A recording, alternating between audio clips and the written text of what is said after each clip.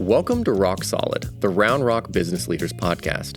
Join your host, Bryan Eisenburg, as he explores the journeys of entrepreneurs and companies across Round Rock, Texas. From startups and nonprofits to large organizations, each guest shares their passion for doing business in this thriving community. Let's dive in. Hi, everybody. It's Bryan Eisenberg, and welcome to Rock Solid. Today's guest might be very familiar to a bunch of you if you are a Shark Tank fan, as Destin George Bell was on the premiere episode of last year's season 16. Yeah, Mark Cuban's last season. Yeah. I've got a ton that I want to go with you about, but I kind of want to start with just one question because your story is incredibly fascinating. And to me, the one that really stands out is, you moved here to Austin with no money and lived out of your car. Mm-hmm. You went ahead and for months emailed the CEO of the largest gaming company kind of in the world. Mm-hmm. And then you went on to Shark Tank with your mom with you. Yeah. Which one at that moment was the most terrifying? Ooh, I would say definitely Shark Tank. Because with the other two, with emailing the CEO, okay, at the end of the day, he's either going to say yes or no. He's going to block me or he's going to give me some money. So there's no harm, no foul. It's like shooting a half-court shot at halftime. If you miss it, nobody's going to kill you for taking it. Correct. Because, what are you going to do? You shot your shot, yeah. Right, you shot your shot, whatever. Third quarter, ball up top, let's go play normal offense again. But that's just a Hail Mary. Nobody's going to fault you for it, right?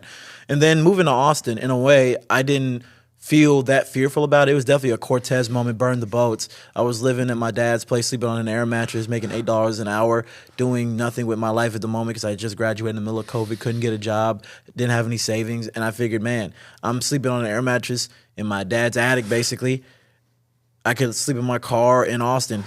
Both are not great, but one gives me a chance for greatness. I'm going to take the one with greatness at any moment in time. So that was the decision I made, and I held on to it, and I never felt bad about it. With Shark Tank, that was very fearful because you're on national television, really international television. Yeah. And you can see from multiple episodes, you go on there and you make a fool of yourself or you make a legend of yourself or anything in between. And, you go out there with your baby and you're putting your baby on international television and Mr. Wonderful says it's ugly. And then people listen to them and they clown you, Mark Cuban, Mr. Wonderful, Damon, and they all say it's stupid and it's dumb and you're a bad entrepreneur. That's a stain on your life forever. You hear about a lot of Shark Tank founders who said that being on Shark Tank was the worst thing that ever happened. I had a company that was actually pretty solid, but because of the fact we had all this negative press from Shark Tank, now that negative press followed us more than what the actual product was capable of. And so that was obviously a big fear of mine. And then when you go there, you want to put your best foot forward. I brought my mom with me, and the last thing I wanted to do is bring my mom all the way from Kentucky for her to watch me get called a cockroach by Mr. Wonderful and get stepped on in the middle of the tank and then get kicked out of there in tears. So that one was most definitely the most terrifying. Yeah, well, I can relate to that because I got to speak in Barcelona, and I invited my mom to be with me. Yeah. And huge conference center. And I get there first thing in the morning, my mom's with me, and the interpreter doesn't show up. Ooh. And the host is telling me, he's like, so sorry, apologizes. I'm like, okay, I guess I'll try to do this in Spanish. And Can you speak Spanish? It's not my first language. My brother's completely fluent. I'm close. My parents sent me to Argentina for a lot of years when I was young, so I can do it. Okay. But I bungled along, just slowly putting it together. And it was the first time my mom ever saw me speak in public. Oh, wow. Yeah, that's tough. So, it wasn't my most shining moment, but I think we both survived out of it. But it's a memorable moment for sure. Yeah. What was your mom's biggest takeaway from that moment, seeing you on Shark Tank? Because I'm sure she saw you growing up watching the episodes and being a big fan. And there's lots of stories about, how you used it to help you with your speech impediments and stuff like that. Yeah. But what did she take away from that moment? I think the thing she took away from it more than anything was the fact that she had raised a son who was composed. Because when I started watching that show 16 years ago, of course I was 10, so there was that too. But just even envisioning being able to do that was something that neither of us truly really believed was possible. Because I had a moment when I was 16 and I watched another young black man on there with his mom who pitched. and he didn't get a deal or anything. He really kind of did a terrible job. But it was more about the fact that he was there. And I said, man, if he could do it, he's not that much better than me. I can. And when I was 16, I said, Mom, one day we're going to be on Shark Tank, and I'm going to take you with me. And I made that promise to her when I was 16. And that was at a time when I was on academic probation in high school. I had a 2.3 GPA. I was not the shining superstar. No, I was not. I was not a child prodigy by any means of the word. You know, I was not the guy who people were putting as the most likely to succeed, most likely to be a Fortune 500 CEO, most likely to be a billionaire. I was not winning any of the senior superlatives. So that was a thing I said as almost this moonshot, aim for the stars type of promise that, in all honesty, you know, you make these promises to yourself and you think, man, I'll never actually accomplish that, but I'm going to set the stakes so high for myself that I can at least pursue it. And even if I scratch the surface, even if I aim for the stars and I get out of orbit, that was still more than what most would expect. So for it actually to happen, and then for me to have that moment where I was able to get a deal, especially with two, you know, refined, successful, older black gentlemen doing it with my mother, having it be that big moment where everybody really came together. And, you know, even Mr. Wonderful was like, I really like that kid. And Mr. Wonderful doesn't like anybody. So that was just, you know, a euphoric experience for me to be able to do that. And I think her biggest takeaway was the fact that my son set a goal and he accomplished it. Yeah, that's amazing. For those who don't know, you are now the program manager here for the G Beta Accelerator here in the Round Rock Chamber. And I figured, you know, since we're talking startups, I was going to start with a little bit of trivia today. Ooh, okay. My good friends from Rocket Beat created this deck of trivia cards for startups. I figured we'd go through a few of them. Oh man, I might get exposed. Okay, let's see. Let's start with this one. How many? Oh no, we'll start with this one. Are these Round Rock specific questions? No. These are just VC questions. Okay, let's do it. What's the first thing a VC secretly checks about a founder? A, traction and metrics. Mm-hmm. If you're bold enough to cold email them on a Sunday night. Yeah. I hate that. Whether you fit the pattern of their last success story or whether that intro came from someone they trust. Oh, definitely D. Absolutely D. You got that one. So absolutely. Being part of Accelerator probably accelerate that one, No, correct? exactly. So the thing about a VC, I actually have a really funny story about that. So when I was raising capital for Cardio, this is fall of 2022. I was in the Bay.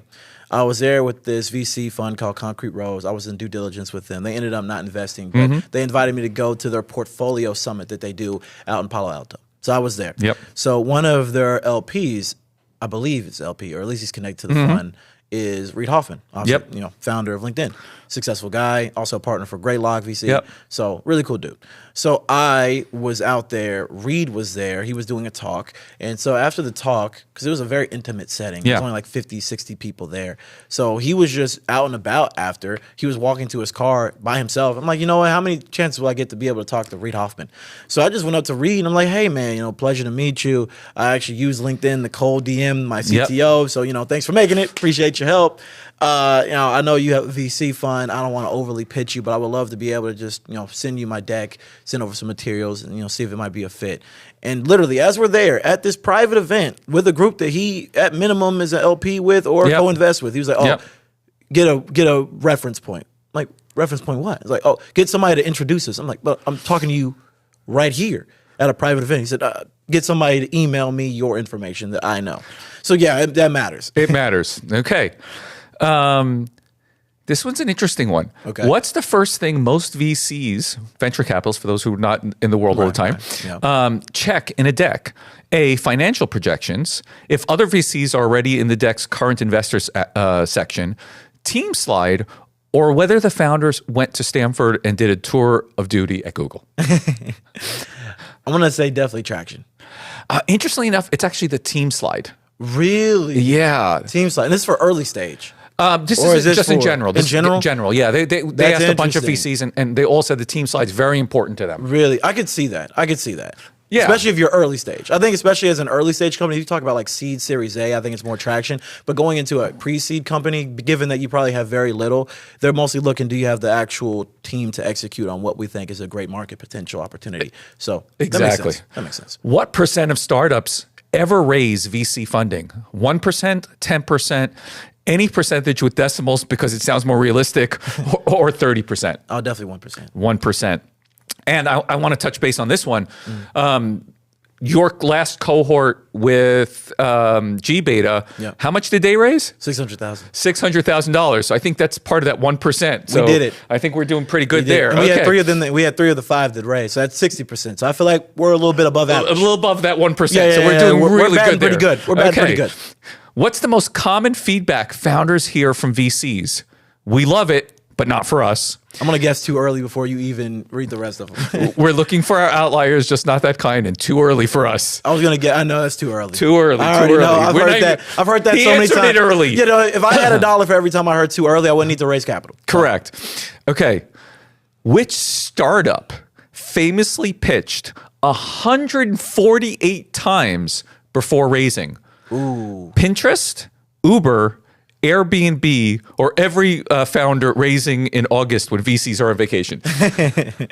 Honestly, it could probably be D, but for a famous one, I think that was Airbnb. That was Airbnb. Yeah, I think I knew that one before you read that one as well. I'm gonna start preempting and let people know. Okay. I know. So this is the final one because I think this is real. This one was really relevant to your story. They have a whole deck of cards, but I figured I want to start with I'm gonna some see really this. cool I ones. need this deck. I'm actually interested in the rest of the collection. Okay. How many no's does it take to get one yes from a VC? 25, 248, 100 to 150, or enough that fundraising feels like your actual business model? Honestly, D, but for a number, I'm gonna say 100 to 150. 100, 150. I always tell my founders about 1% hit rate. You get one yes for every 100 no's, basically.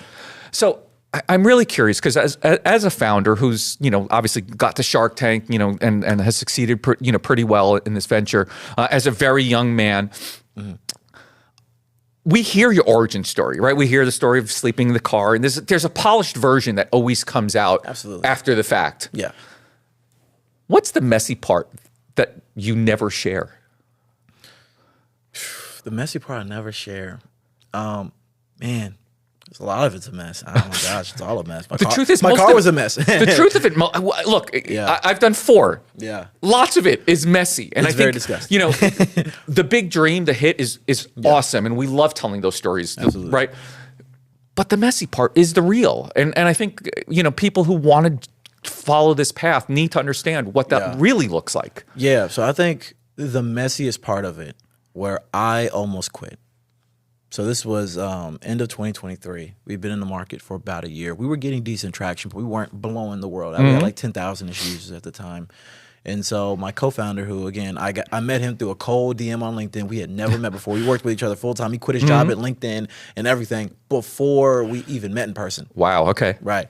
So not even like a warm reference or anything. He's like literally the. You must write really good emails. I just got to tell you, dude. I'm telling you, I'm starting to think maybe I write some really good. I got some good copy, dude. Yeah. Right? I got to start charging for this. Yeah. But, so he was getting married at the time. He lived in New York, Midtown Manhattan. Obviously, he was making a bunch of money in the Bay, working at LinkedIn, and then he moved to New York, and he was there working with me. And of course, we're a startup, and we didn't raise $2-3 million. We raised like $350,000. So we were on shoestring budgets, paying ourselves the bare minimum. And his wife, as they were getting married, was like, I want you to have more job security. And he just looked at where we were and how much we needed to raise for him to make the amount of money that he needed to make his wife happy. And he said, I got to be gone. I got to go do something else. And so I went through a co-founder buyout. I had to pay him out $40,000. Then I had no CTO. And then this is right at the time when we were raising our extension round. And so now we're going out and we're trying to raise another $400,000. And that team slide's not looking as sexy. Team slide, now it's just me, a non-technical founder, before you could have AIs that could write your entire product for you. Yep. And now all the people who are going to write checks are starting to pull out. And then we're having all these bugs that we have to fix. I'm getting all these bug reports like, hey, I put in a bug report about fixing this a month ago and it never got fixed because I don't have an engineer. Yeah. And I don't have the money to pay a huge contractor because we're in the middle of raising more money. And so I just got stuck in this hard place on a rock, stuck between them where we're growing, but I don't have the capacity internally to grow, and I just spent a whole bunch of money to fire somebody, and now I don't know if I have the ability to recruit somebody else because I'm reaching out to people, but they also want to make good money, and then I don't have the money to pay them, and then I can't raise more money without a CTO, so I just got stuck. And during that time, I just really lost myself a lot because it put so much into this, in the story of, oh, you got your first investment from the CEO of Pokemon Go, and you were sleeping in your car, and you got this off the ground and was able to get your first check. It sounds like it was perfect. Smooth right, sailing. It's a Cinderella story, right? And then all these people are saying, man, like, you inspire me. Like, you're the reason I even try with my startup. You make me feel like, as a dude from a lower income background in Kentucky who came to a city he's never been in, who never took a 9-to-5 job to build a company when he's not even technical, when he has no background in athletics, when he's not from a big coastal university, when he's never worked in VC and he doesn't know anybody here. You didn't have those big names recommending you. Right. I didn't have any warm leads or references or this corporate experience in the industry, or was it software engineer who could build his own product, or I built something with Lovable overnight. It was a straight up YouTube university, cold DMs, all this. And it motivated people, and it made me feel like it was predestined to work out. And I was in this inflection moment where I was like, man, this actually might not work. I might have done all this for nothing. And that was really difficult for me. I had to find, and especially, as a founder, you put pretty much all your self-worth in the value of the company, right? It becomes your identity for a while. Your valuation is basically your identity. Like, how successful is the company? How fast are we growing? How much do our investors, or if we even have investors, how much are they enjoying what we're doing? Are they feel confident about their investment? Does my team put in the effort? Are we seeing the traction? Are we getting to the numbers that I had in mind for myself? And when you're not hitting it, you feel like you are a failure as a human being, And so that was the first time in a long time that I felt very lost in the journey. But it was honestly a really good moment for me, because it allowed me the chance to try to find myself in other places. I started really getting into fitness. I started running marathons, started doing yoga, started meditating, and I started realizing that while I can put all my energy into this, I'm not defined by what my company succeeds in. If it sells for $1 billion, or if it goes under and we don't sell at all, that doesn't change my value as me. Everything that I did, the accolades that I accomplished, the fact that we even made it out of, you feel me? It's like an idea, a Figma wireframe to get to the point where 10,000 people around the world even use it. That's the magnus opus of this product. That in itself is enough. And of course, as a founder, it never feels that way when you're doing it. Yeah. But, looking back in hindsight, like most things, you realize that, hey, man, it didn't go the way I wanted it to, but there were some really good moments in there. And of course, I made it past that. I ended up getting a new engineer. We got reached out to by Shark Tank to pitch, and that really set things back on track. But I almost gave up multiple times in that process, and I had people beside me, including some really great early stage investors who would come in who said, man, we're with you. We're going to invest. Even before you find a new engineer, we're going to give you some more money, and we're going to try to help you get there, because we believe in what you're doing. We believe in you as a founder, and you got to have those people who really believe in you, and you got to believe in yourself, because nobody will believe in you if you don't believe in yourself. That's the magic. So, my first startup that we took public through reverse merger, when the market crashed, it was great timing. Awesome. I graduated in the middle of COVID. I was 100 pounds overweight when we left that, and as soon as that you look great now. Finished, I lost 100 pounds, because you swallow all that pain, and until you realize who you really want to be, it forces you to struggle. And I'm curious, because I've had several friends who've been on Shark Tank, local company Wonderside, my friend who runs Bill Shark. Needed to be on Shark Tank, of course, right? Yeah, of course. He's a longtime client, great friend.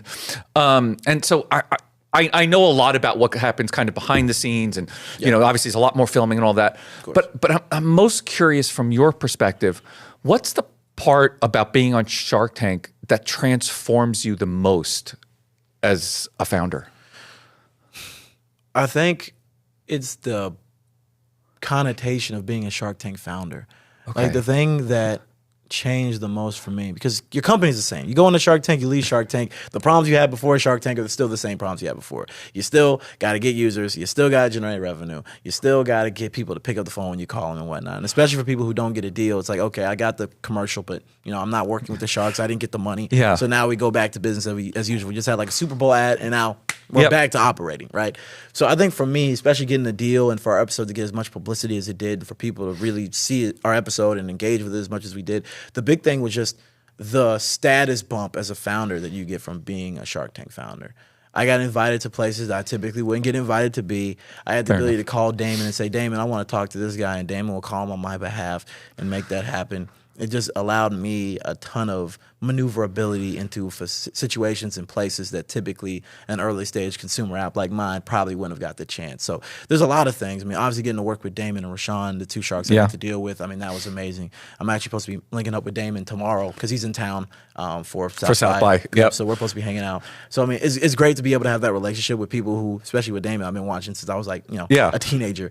But more than anything, it was just the fact that now, before I was on Shark Tank, I'm just a scrappy 25-year-old founder trying to make a way in the world. And Shark Tank was almost that Nobel Peace Prize, that, like honorable honor that came down that said like, oh, this guy is legit. He's a real founder now. Yeah. I would make the argument I was before that. But for the average person, it's like, but that makes it feel real. But for the average person, because you become a founder kind of in your circles, but not but to globally. other people, like genuinely, this is the funniest story. So I've been working on cardio since 2021 in some capacity, right? And we got our first check from Pokemon Go in December of 21. And then we got our first pre-seed round December of 22. And then we were listed on Forbes Under 30 in August of 23. And then we crossed 10,000 users a little bit after that. And we were generating revenue, and we had a contract with Oracle, and we were doing all this stuff. It was not until I got the deal on Shark Tank that my family was like, oh, wow, like this is a real thing. I'm like, dude, I see you guys every year, Christmas and Thanksgiving, and I tell you what's going on, and I'm this and this and that. It's like, being on Forbes didn't even matter. But now, you're on a thing that I've heard of now. Shark Tank, yeah. You're on a thing I've heard of that I've seen. That means now it's real. And, that is what it is. That's not really a bad thing. It just kind of is, the 10-year overnight success. It's a special badge. But then it's, like I said, it's the Medal of Honor, right? Yeah. When you get the Medal of Honor, you were a great soldier before that. But now, all of a sudden, you save 10 people out of a burning helicopter, and now you get the Medal of Honor. Now you're a real war hero. You can make the argument you were a war hero before that. But now to the average person, now you're a war hero. Before that, you were just a soldier. So we spoke a lot about the past. I kind of want to bring you into the present and future a little bit. So I want you to imagine if a 19-year-old Destin drives up and parks in Round Rock, because it's easier parking in Round Rock than in Austin. Yeah, right. You don't have to pay to do that. So. Yeah, exactly. Right. There's no pay to do that. Go to South by right now. You're going to drop $40 for an hour to park somewhere. And he arrives here. Same idea. He wants to do a startup. What looks different in today's world of starting that startup, if you're doing it today, knowing what you know with obviously Jumpstart and GBeta, and in a world of AI, it's something that Cam Hauser talked about, right? Who's leading Jumpstart. Yeah. The way we were building startups 10 years ago compared to today is so different. What would Destin do different? Gosh, I mean, today if I could go back in time a decade with all the knowledge I have today, with all the tools that exist today. Show up here in Main Street, Round Rock. Oh, dude, it would be a layup. I don't want to be one of these guys. I don't want to be like I'm the old head. Like, if Jordan played in the NBA today, he would average 65. Yeah. Like that old head of like, our generation, we had to work harder and this and that. Because I think there are definitely benefits to new generations and cons to new generations. Because a lot of them, because for one thing, like this is something I've noticed, is that because of everybody using the same AI models to build their products, they're also homogenous.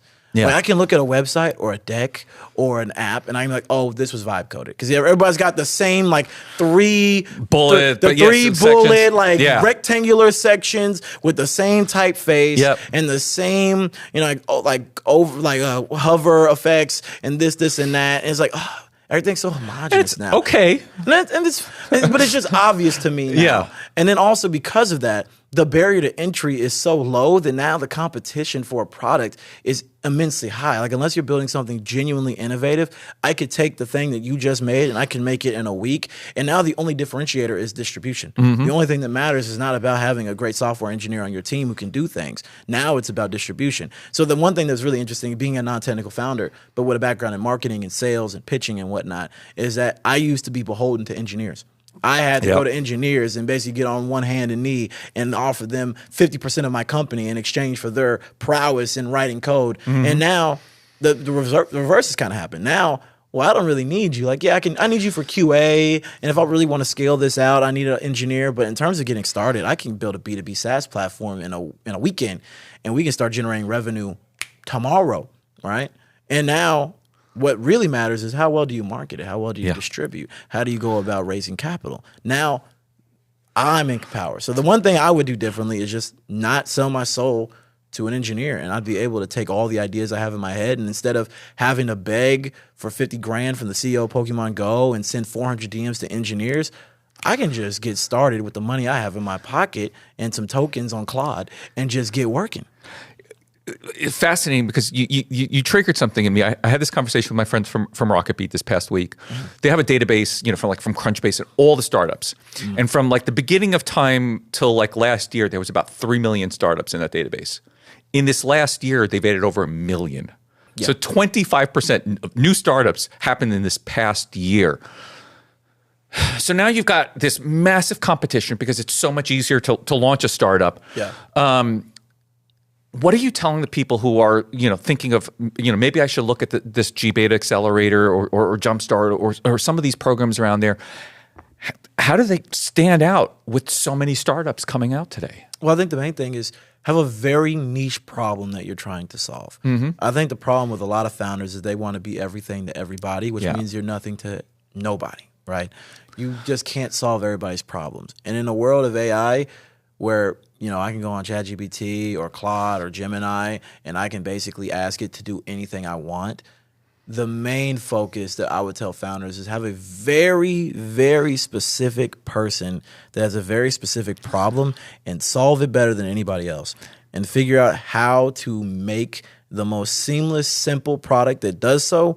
And then how do you master your messaging? How do you master delivering the channels that get to those people? And then from there, land and expand. Right? Everybody's like, oh, I want to be the leader in all of these different categories. Like I want to have the world's most robust CRM, and I want to have an all-in-one platform that manages all your finances in one. I'm like, okay, well now you're competing with HubSpot, now you're competing with QuickBooks, now you're competing with Salesforce, now you're competing with all these other different platforms. Like with me when I started Cardio, I'm like, hey, I want to make an app that specifically targets young men predominantly, young men, social, gamer, runners, /walker type of people in large cities. And we're going to start there and we're going to get a whole bunch of those people and then we're going to expand from there organically. And I think that's even more true now because somebody can make Cardio in a week if they really wanted to. Back then you had to sell your soul to do it. So I would say a program like GBeta where we come in is that we help you figure out, instead of having a shotgun that you just spray at a problem, we get a very specific sniper rifle aimed directly at bullseye, and we're going to hit that bullseye every single time, and then we're going to expand around the shooting range from there. We're not going to just spray and pray. You've had immense success. I know you just featured on local media as well, a local TV station, talking about this first cohort. You mentioned 3 out of the 5 got fundraising. Over how much was raised? $600,000. $600,000. I'm very curious because obviously, you're teaching them stuff that, they're not getting out of ChatGPT very easily. Right. I imagine knowing you and hearing a lot of your story that you probably made a bunch of mistakes. Okay. And we all do. Right. Yeah, we all do. Yeah, but what's absolutely. that one mistake that just sits buried deep inside you that you will never, ever let somebody who joins GBeta ever make? God, the list is long. I would say the biggest mistake that I make sure that, and I actually had to deal with this with one of my founders, is make sure, especially at this early stage, that you have a team that you feel confident about being married to, can join at the hip for 5 to 10 years. Because the biggest thing, like I mentioned before, the biggest issue that to this day I feel like, man, Cardio could have been bigger. We could have sold for more. We could have done this and done that. Is if I had a CTO that I felt like was really down for the ride, had my back, really had my back. Because I spent so much time pulling him along and trying to get him invested in the vision I had, and we're constantly butting heads, and he wants to zig and I want to zag. And so at the end of the day, we're making decisions that compromise in the middle, that don't serve anybody that we wanted to serve, and then having to pay him and then having to replace him and then having to go to my board and say, oh, by the way, we were a 2-man team, now we're a 1-man team, and then try to get them to not hate the fact that now half the team is gone and how that affects the foundation and the stability of the startup. If I had been able to have a strong second in command from the beginning, who I could really trust and know I was going to have my back, and we had good cohesion and synergy, I think that would have solved 80% of our problems. So the one thing I tell everybody early stage is that your product will change, the market will change. Yep. Your messaging will change. Everything's going to change. The one thing that you don't want to change, you're going to change a lot of the tech. the tech's going to change. The products that you use to develop the tech's going to Yep. change. The investors on your cap table will even change from time to time. The one thing that cannot change to the best of your ability is your foundational team. When you start having coming back to that early team. question, Because when you have a founding team member who leaves, it just upsets everything.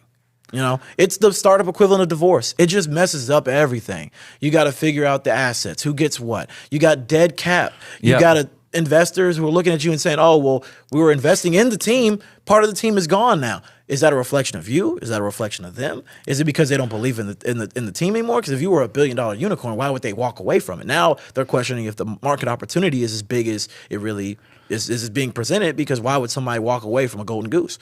So it just, if you can help it more than anything, just make sure that the people that you're putting on your foundational team are the people that are going to go the distance with you. And you can never fully know at the beginning. And carry the equal weight. And carry equal weight with you. Yes, carry equal weight. People of high character. The way I look at it, and again, it's obviously funny because, you know, these probably like grown men working with each other, whatever. But like, would you marry this person with your startup? Like, would you wake up every day and want to hang out with this person and work with them for 12 hours a day? Will they, when there's no money in the bank account, immediately flee to a full-time, comfy corporate job, or will they stick it out with you? Are they, once they get married or once they have kids or once they start experiencing burnout, are they going to leave you high and dry? These are the questions that you need to figure out early. And I wish I had focused on that more because I was just so focused on, man, I just need anybody, that I just took the first person I got. And of course, that was a necessity at the time. I couldn't be picky. Beggars can't be choosers.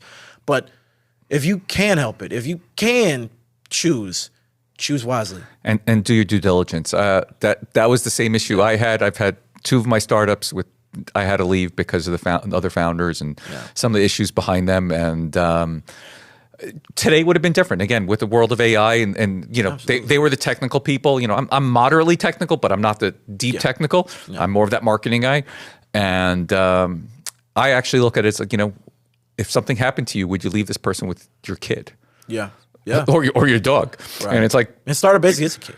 Yeah, and it is. That's exactly it. And if you're not comfortable with it, it's not a great place to go. Yeah. You're getting ready to start your next round of G Beta. When this comes out, hopefully we'll probably be going into that next search.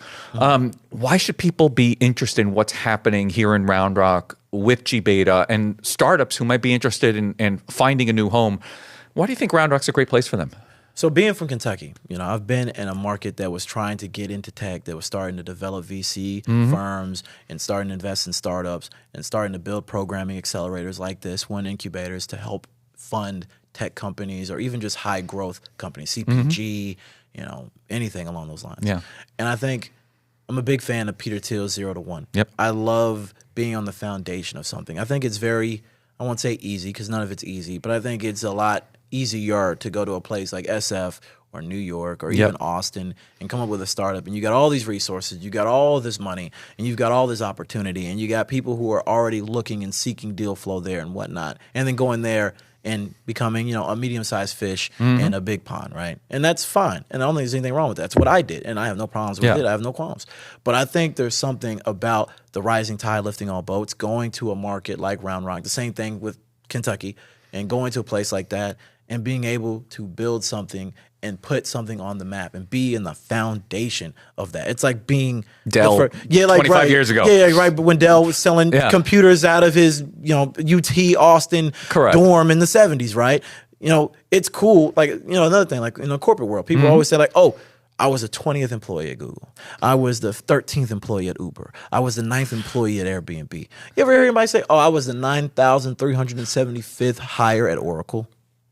Yeah. Because that's not impressive. Yeah. Like, okay, that's cool. You got a job at Oracle. That's not easy, right? It's a big company. You probably can pay well, got benefits and whatnot. But there's something about being on the ground floor of something amazing that makes it stand out more. And that's what really compels me. I want to be the guy that when people say, man, that city, that market, that fund, that program came out of nowhere. Like, what was the foundation of that? I like to be the name that gets thrown on that plaque that says, oh, these were the founding fathers of this program, of this city, of this emerging market. I would love to be able to say that I played a part in that, even if it's a small part, even if it's just The me first few years, having yeah. even if it's a unicorn that went through G beta for 7 weeks and the only thing they got out of me was helping them make a better deck. Even if that was my only contribution, Yeah. the fact that I contributed to anything, I think is just amazing. And I like Round Rock's potential, especially as Austin becomes more expensive and people start to branch out. Of course, they go to Austin, and then you got the urban sprawl, and now they end up in Pflugerville and Leander and Yep. all these other different places. I think Round Rock of all those cities is the best landing spot, and I would love to be on the foundation of making sure that people see that and making it an easy sell to them. Plus, they can park here for free. You can park for free and Round Rock Donuts. And Round Rock Donuts. Can't forget about Round Rock Not Donuts. bad. Also, I'm a big fan of Urban Eat and Drink. Urban's awesome. Dude, that's my go-to lunch spot. I've been keeping the lights on. They're starting to know me by first name now. That's good to know. If people have more questions for you, they want to learn more about the G Beta, what's the best way for them to connect with you? Yeah, so check out our website. And honestly, it'd be easier for me to just tell you what to Google than to give you the URL. So just look up G Beta Round Rock. You'll find the website. You'll see the application link for our next cohort. You'll also just learn more information about that. If you want to find me specifically, you can either find me on LinkedIn, Destin George Bell, just look at my name, or you can email me at destin.bell@generator or destin.bell@generator.com. And I would love to talk to you. By the way, because this always gets people, it's generator, but the A is an 8.